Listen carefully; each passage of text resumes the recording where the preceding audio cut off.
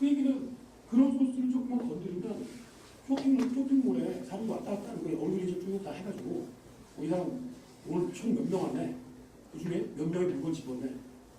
몇 명의 물건 집어다 놨네. 이런 게 다 된다는 거예요. 아주 쉽게. 그냥 당장 만들 수 있어요. 한 2시간만 고민하시면 만들 수 있는 거예요. 아무것도 아니죠. 이 오픈소스라는 게 엄청난 파괴를 그 만약에 힌튼이 딥러닝에 관한 오픈소스 정책이 없었으면 여기까지 자기도 여기까지 못 왔을 거야. 아마. 그럼 이제 처음에 나왔던 구글 얘기를 조금 더 해보자면 구글이 그 CEO들이 인공지능의 원리에 대해서 알고 있는 사람들에서 어떤 정책을 폈냐면 FA라고 하죠. 이대호가 이제 FA잖아요. 이대호 같은 선수가. 그 FA가 없어도 야구단은 불러가요. 투수가 없어가지고 공을 못 던져가지고 기권패 나오고 그러진 않는다는 거예요. 근데 FA가 있으면 뭐가 확실해져요? 이길 가능성이 더 올라가요. 조금이라도 더 비싼 선수가 있으면 이길 가능성이 더 올라가요. 확률의 싸움이라는 거죠. 된다 안 된다를 얘기를 못하는데 이 FA를 데리고 오는데 돈을 굉장히 많이 썼어요. 그래서 힌튼한테 제안 단계 이제 애들 같이 너무 나이가 많지 않소. 와서 좀 도와주세요. 힌튼이 도와주려고 얘기를 해보니까 토론토 대학 자기가 이제 궁피를 잡을 힘이 없을 때까지 가르칠 수 있어요. 그런 대학은. 그런데 토론토 대학에서 1년에 3개월 이상 어려워 그만두든지 이래가지고 인턴으로 가 있어요. 2013년에 인턴을 가서 할아버지가 이제 젊은 애들하고 20대 애들하고 막 먹고 이제 듣고 하니까 저 할머니 여기 왜 왔나? 그때는 아주 유명한 양반 아니라서 또 토론토 대학 출신 학생이 교수님 여기 웬일이세요? 그래가지고 힌튼을 위해서 토론토 대학 밑에 걸어가지고 한 5분 정도 걸어가는 데다가 구글 캐나다를 하나 만들어서 회사를 사줬어요.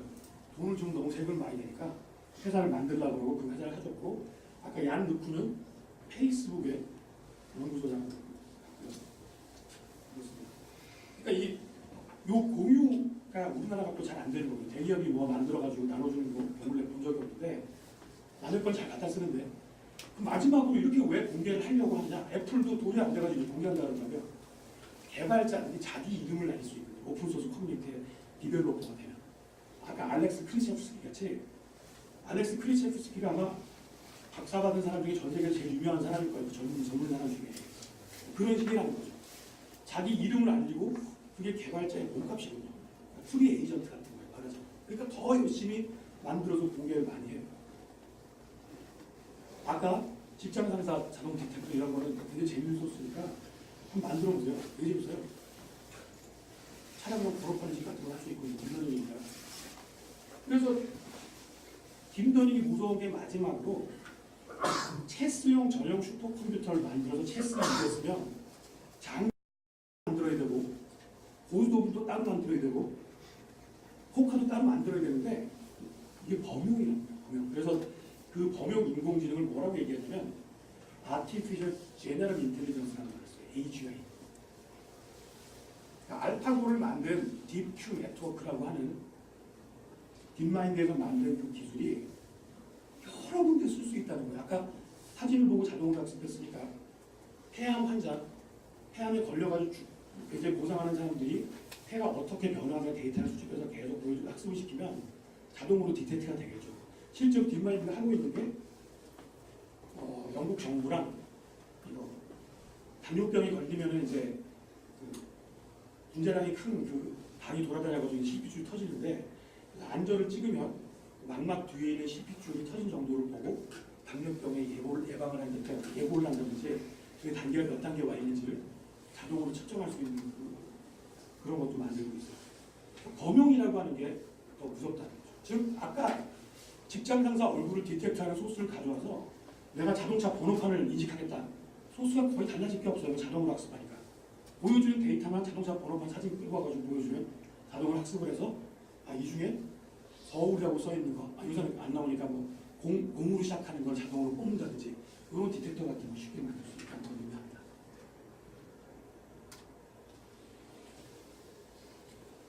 이 정도면 오늘 할 얘기를 거의 다 했는데 바둑은 10에 360승인데 우주에 있는 수소의 총 배수가 10에 80승이라고 그러더라고요. 그러니까 엄청나게 큰 슈퍼컴퓨터를 만들어서 빅뱅 이후에 150억 년 돌려도 답이 안 나오는 이걸 AP 완전분의 문제라고 하는데요. 97년에 체스를 이기고 왓슨이라는 게 2011년에 제퍼디에서 우승을, 왓슨이 제퍼디에서 우승한 것도 대단한 건데 사실. 왜냐면은 그냥 제퍼디가 아니라 가장 지금까지 제퍼디에 상금을 많이 받은 사람하고 가장 많은 횟수 우승한 그 사람하고 껴가지고 이제 셋이서 시합을 한 거거든요. 간단히 이겨버렸고 점점 더 속도가 빨라지고 있어요. 97년부터 2011년까지 14년이 걸렸는데 왓슨이 나온 다음에 이제 이 알파고 나온 지 5년밖에 안 걸렸으니까.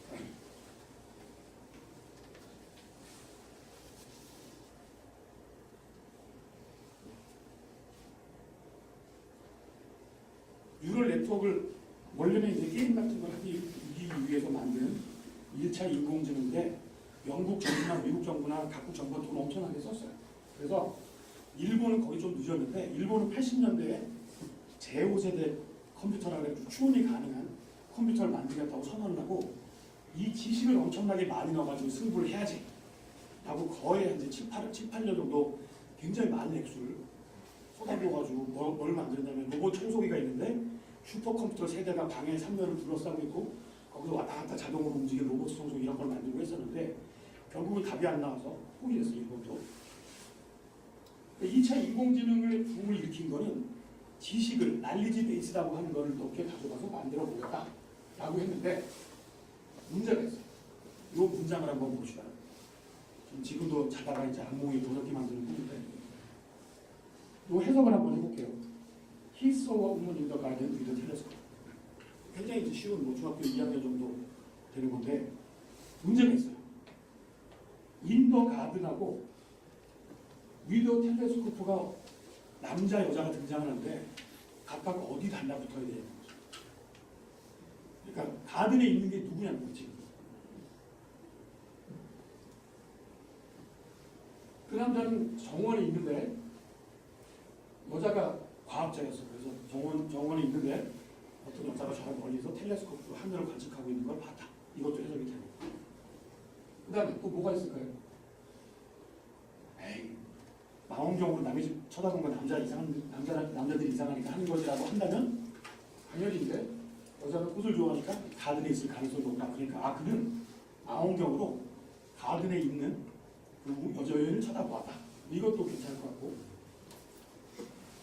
이게 해석이 안 돼요. 앰비귀티 때문에. 그래서 제가 번역기 만들었을 때도 이제 여기 문제가 등장하는데 이걸 룰로 만들기 시작하면 룰이 어느 순간 걸레가 돼서 수학이 아닌 관계로 어디를 건드려야 성능이 올라갈지 모르게 돼요. 그러니까 다음에 가서 3, 4분기에 나올게 미안 내년 1, 4분기 미안 내년 3, 4분기 이렇게 되는 거예요. 근데 더 기가 막힌 거는 어디를 건드려서 뭘 건드려면 성능이 올라간다고 이제 장담할 수 없는 때가 오기 시작해요. 그러니까 모든 인공지능 연구자들은 왜 거짓말한다는 욕을 먹었냐면 니들이 그런 줄 알고 있었잖아. 알고 있었는데 왜 10억이나 과제를 줬는데 안 돼. 그거 가지고 몇 년 우롱해가지고 안 되는 줄 알면서 그냥 변명하려는 수작이었지. 이런 이제 독박을 쓰는 거죠. 심볼 그라운딩 문제가 굉장히 재미있는 문제인데요. 제가 어렸을 때 엄마 손으로 하천 대공원에 가면 말을 구경해줘. 말이 애송해가지고 이제 갈기도 있고 꼬리도 있고 크기도 크고 똥도 싸고 영을 막 씹어먹고 이런 말을 봤는데 그럼 이제 말에 대한 느낌이 머릿속에 뉴럴 네트워크에 적장이 딱 돼 있어. 그 다음에 이제 2학년이 돼가지고 초등학교 선생님이 야 얘들아 얼룩말이라고 하는 게 있어. 그건 보통 말보다 좀 작고 그러니까 이제 강아지보단 크고 진짜 말보다 좀 작은데 흰 줄과 검은 줄이 이렇게 스트라이프가 쭉쭉쭉쭉 있는 게 특징이야. 이게 이제 설명을 들었어요. 그거는 지식이죠. 경험이 아니라. 근데 어느 순간 유코어 백화점 앞에 갔더니 It is so-called 얼룩말. 그게 뭐냐면 심볼 그라운딩, 바인딩을 시키는 머릿속에서. 나는 얼굴만에 얼룩말이라는 모양 한 번도 본 적이 없는데 말이라 그랬잖아요. 그럼 말은 알고 있어요. 그럼 머릿속에 딱 바인딩이 돼서 이게 탁 나타나가지고 아, 이게 얼굴만이지. 이렇게 이제 인간이 신기한 거죠. 딥러닝이 그걸 많이 따라하는 거예요. 작년 11월 말에 저로서는 번역기를 만들어가지고 이제 대파당한 경험이 있는 사람 입장에서는 구글 번역기. 그때 번역기 만들 형들도 당구장한 양반도 있고, 뭐 지금도 도망다니는 양반도 있어요.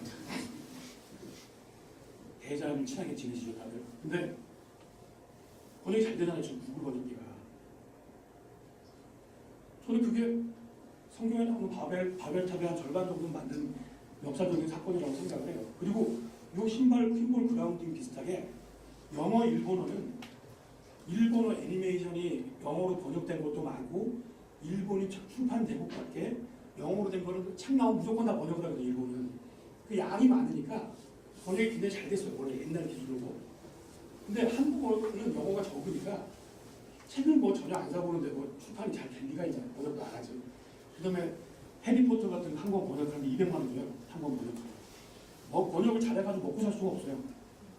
일본은 해리포터 같은 게 너무 일찍 나오면 그리고 엉망으로 번역하면 그 출판사 항의 전화가 많이 와서 출판사 문을 닫아야 돼요. 똑바로 번역하고. 오타쿠 문화가 있는 나라인데 번역도 일부러 한 6개월 정도에 해리포터 한국어를 좀 늦게 나와요. 그래서 아무튼 그 한국어를 일본어, 영어 있는데 트랜스포메이션 시켜서 갖다 붙여가지고 한국어가 되는 거거든요. 심볼 그라운드하고 비슷하죠. 내가 말에 대해서 느낌하고 언론말의 사전적인 정의가 딱 보는 순간 딱 냅신이 되듯이. 인공지능 연구자는 언제나 거짓말을 한다. 장경탁 교수 밑에 10년 동안 전멸. 그래서 지금 인공지능 한다고 최소한 인공지능 한지 15년 이상 된 양반들이 인공지능 했다 그런 양반들 아주 젊은 김대식 선생이나 이렇게 젊은 양반들 빼고 최소한 그 10년 동안의 개입이 있으니까 깨끗하게 포맷을 해서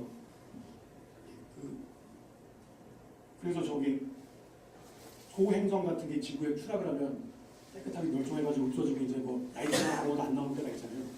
그게 2차 인공지능 겨울이었어요. 굉장히 똑똑했습니다. 이거는 좀 기술적인 거니까 아까 김성훈 교수의 모두를 위한 딥러닝 유튜브에 치면 나옵니다. 그러면 바쁘신 분들은 3배속으로 보시면 되고 공학 전공하시는 분들, 공학 전공 안 하신 분들은 1배속으로 그냥 잘 보시면 되고 텐서플로우라는 툴로 예제까지 나오니까 시킨 대로 하면 됩니다. 시킨 대로 깔고 시킨 대로 엔터 치고 시킨 대로 글자 좀 집어넣으시면 됩니다. 넘어갈게요. 요 단어가 중요해요. 지금까지 딥러닝 이전에 인공지능이 잘 안 됐던 이유 중에 하나고 딥러닝 진영이라고 얘기하는 건 피처 엔지니어링. 여기 공학하시는 분들 다 잘 아실 텐데 기계한테 언론말은 어떻게 생긴 거를 가르쳐 준 거예요. 이게 언론말의 사전적인 정의일 수도 있고 그림 모양일 수도 있고 언론말은 보통 크기가 그래서 인공지능이라는 단어에 걸맞지 않게 왜 언어과학이 70명의 70명의 인력이 있었냐면 사전 만드는데 30명 이상 달라붙어 있었어요. 사전. 나중에 하다 안 되니까 사전을 만드는 전용 그룹별을 만들어가지고 30명이 열심히 사전 만들고 있고 나머지 있던 몇십 명이 또 컴파일하고 있고 이런 식으로 했었는데요. 데이터를 처리하는데 인공지능 프로젝트의 85%의 시간과 비용이 들어갔어요. 전처리. 그래서 한국어가 아직 잘 안 된다는 게 이거를 좀 쉼없이 했었어야 되는데 21세기 세종 프로젝트가 21세기에 있기 한참 10년 전까지 하다 때려쳤어야 돼요. 1990년대 21세기 프로젝트를 하다가 정작 21세기에 아무것도 안 했어요. 2000년 들어서. 모든 인공지능 연구자가 언제나 거짓말한다고 생각하고 있으니 이게 인공지능의 커먼 파운데이션입니다. 중요하다 얘기를 해봐야 딴 데 가서 알아봐. 대기업들도 이 연구팀 다 해체시켰고 근데 지금 아까 아마존 에코 같은 걸 만들려면 언어 처리를 해야 됩니다. 마지막으로 살아남은 양반이 우리나라는 아까 이제 북동 쪽이 아니라 남동 쪽에 몇 명이 살아남으셨는데 포항공대 이근배 교수 그 양반이 이제 대화 시스템을 오랫동안 해왔던 분인데 그 그 엄동설안에 또 삼성전자 모셔갔어요. 도장돼가지고 전무로 입사를 하셨습니다. 아마 제가 보기에는 상당한 액수의 연봉을 제안한 것 같아요. 없으니까. 그걸 하는 사람이 없어요, 대한민국에. 왜 지금까지 인공지능이 잘 안 되냐? 이렇게 소시르의 언어 삼각도를 얘기하자면 시니피앙이 아까 그 말이에요. 말. 시니피에가 얼룩말에 대한 데피니션이라고 하죠. 그게 이제 자의적으로 연결된다가 이제 소시르의 언어 삼각도인데 이 시니피에를 컴퓨터에 사람이 가르쳐 주겠다고 생각한 것 자체가 단추를 잘못 깬 거다. 그럼 그걸 안 하고 한번 해보자. 이게 75%로 한꺼번에 보죠. 여기 2014년에 딥마인드가 네이처에 발표한 논문인데요. 굉장히 유명한 유튜브 동영상인데 아타리 벽돌 깨기를 아무도 안 가르쳐주고 처음에는 30분 정도 보고 이제 게임을 하게 합니다. 10분.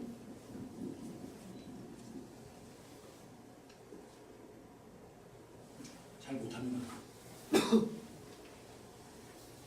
저도 움직이지 않는 경우도 있고.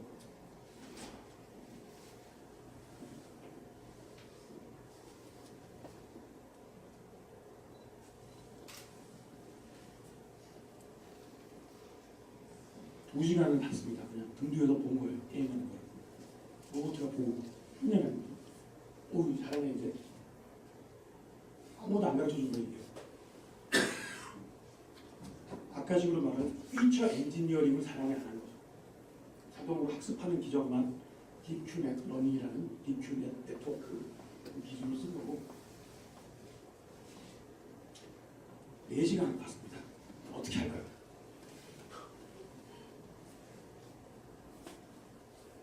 공을 한쪽으로 보내는 방법을 알게 됩니다. 제가 어릴 때도 기억나는데 한 달 정도 하고 나서 제가 안 걸 이놈 4시간 만에 알아챈 것 같아요. 끝났죠. 세르게이 브린이 학교 때 이거 발표하는 걸 보고 당장 돈 주고 사자. 그래서 박사 20명짜리 회사를 7천억을 주고 샀어요. 2014년에. 일설에 의하면 페이스북이 먼저 접촉을 해서 4억 달러를 불렀는데 4천억, 4,800 정도인가요? 우린 파운드로 하지 뭐. 우린 4억 파운드. 그래서 7천억 정도. 근데 더 재밌는 게 있어요. 이게 인공지능의 특성을 아는 유태인 퍼실리테이터의 짤이라고 저는 생각을 하는데 하나비스가 2010년에 창업해요. 딥마인드. 4년 만에 나온 결과인데 이게 물론 이제 처음 창업했을 때 투자자가 피터 틸 그다음에 저기 테슬라 모터스 사장 유태인 마피아들이 짜줬는데 회사의 구조가 재밌는 건 영업사원이 없어요. 회사에 영업사원이 없다는 거는 마케팅 계획도 없고 어떤 시장을 겨냥하고 있는지도 없고 언제까지 어떤 돈을 벌어서 어떻게 투자자들한테 엑시트 시키겠다는 계획도 없고 사업이 계획이 없는 거예요. 계획이. 알고리즘만 오로지. 이상하지 않나요?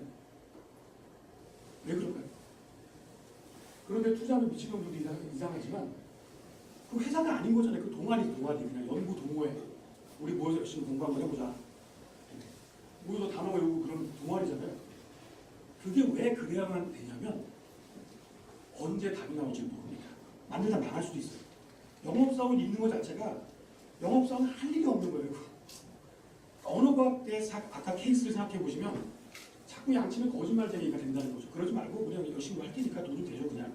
나오면 먹는 거고 요게 이런 제품이나 서비스와 가장 비슷한 시장이 있어요. 어디가 있을까요? 만들기가 무지하게 어려운데 어느 정도 성능이 나온다고 보장이 되는 물건이 나오면 떼돈을 벌 수 있는 시장이 하나 있어요. 예, 약. 엄청나게 실패하죠. 약을 분자 실험실에 합성하는 건 어렵지 않은데 그게 10년 동안의 임상 실험을 거쳐서 살아남을 가능성이 100만 분의 1이죠. 100만 분의 1. 그러니까 이게 인공지능이 그거랑 비슷한 겁니다. 마케팅도 중요한 것도 아니고 성능이 나오면 되는 거예요. 바둑에서 이기면 되는 거거든요.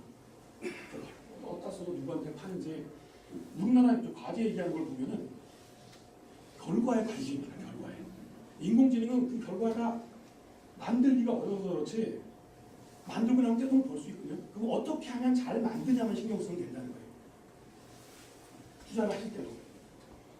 그래서 구글이 인수한 다음에 박사를 230명을 더 집어넣어서 250명짜리 회사를 키워서 그 판크레티론 여기가 유로스타 승리 있잖아요. 회사 그 옆에 있거든요. 얼마나 땅값이 비싸요. 임대료하고 7천억을 주고 사서 인간 200명 이상 불린 다음에 1년에 1억 불씩 썼어요. 50원도 못 본 회사가. 1년에 1억 불. 사서 2년 썼잖아요. 근데 알파고에서 이긴 다음에 구글이 시가총액이 2배가 됐어요. 삼성전자가 1년에 광고비 쓴 돈 한 15조 정도 될 거예요. 그러니까 그런 서비스 비용, 광고 비용이라고 생각하면 님도 보고 뽕도 따고 기술도 확보하고 광고도 하고 그만한 광고가 어디 있겠어요.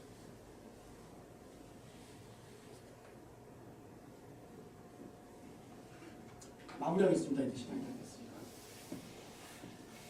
뭐 보시면 되고 그리고 설명을 좀 그렇지. 딥러닝이 이제 표방하는 방법은 아까 비행기 만드는 거랑 비슷해요. 새가 갖고 있는 비행의 원리라고 하는 걸 속성을 추상화시켜서 그걸 엔지니어링으로 가져와야 되거든요. 딥러닝도 사람의 얼굴을 잘 알아보는 이유가 사람의 얼굴에 갖고 있는 속성을 추상화시켜가지고 그걸 핸들링을 하거든요. 추상화 자동으로 한다는 거죠. 전에는 일일이 가르쳐줬어야 되는데 이걸로 설명을 하자면 우리나라 전국의 날씨를 이게 딥러닝의 원리인데요. 수학이 안 나오는 딥러닝이 있어요. 여러분들 이렇게 전문가 되신 거 이제 당구장 간판 보면 30이잖아요. 그런 것처럼 이제 전문가 되신 거니까 선배 후배 아들딸들 잘 가르쳐 주세요. 그 추상을 어떻게 기가 먼저 압축을 합니다. 압축을 어떻게 압축을 하냐면 전국의 도가 이런 식으로 이제 기호화시킬 수 있는데 이거를 이 개수를 좀 빼보자 그러면은 충청남도, 충청북도는 조금 흐릿하긴 한데 둘 중에 하나만 얘기하면 날씨가 비슷할 수 있거든요. 가까이 있으니까. 그럼 이런 식으로 이제 줄여서 얘기할 수도 있는데 이걸 가지고 조금 더 압축을 해보자 그러면 날씨가 비슷한 대로 대충 나누다 보니까 전국, 경기도, 서해안권, 동해안권, 남해안권, 제주가 서로 데이터 스타일이 비슷한 거라고 해서 추상화를 됐잖아요. 그럼 여기서 피처 3가 놀라운 피처를 자동으로 갖게 되죠. 뭘까요? 우리나라가 생긴 모양이 나오죠. 자동으로. 우리나라는 제주가 뭔지는 모르겠지만 제주를 따로 뺀 거 보니까 좀 멀리 떨어져 있는 것 같고 우리나라 같이 이거 해안이 3개 나오는 거 보니까 해안이 3개로 돼 있는 무슨 나라인가 보네. 해안이 4개 이상이면 저기 섬인데 섬은 아닌 것 같고 오케이 그만. 사면 중에 하나는 막혀 있고 하나는 연결되어 있고 나머지는 바다로 둘러싸인 나라군. 이런 걸 보고 뭐라 그러나 반도국가라고 하지. 반도국가라는 피처가 자동으로 뽑아내. 여기 딥러닝의 원리예요. 전문가 다 되셨으니까 잘 활용하시면 됩니다. 즉 이렇게 뽑아내는 일반적인 학습 능력을 갖고 있는 거지 사람이 한반도 지형을 잘 인식하기 위한 피처를 가르쳐주고 그 다음에 중국이라는 나라의 모양을 잘 그걸 가르쳐주는 데이터베이스가 속에 없다는 거예요. 전에는 그 데이터베이스 나라마다 올림픽에 출전하는 나라만큼 다 만들어야 되는데 그리고 저기 발칸반도 보면 모두 나라가 복잡하고 마케도니아, 토고 되게 많은데 계속 업데이트도 해야 되잖아요. 근데 그럴 필요가 없다는 거예요.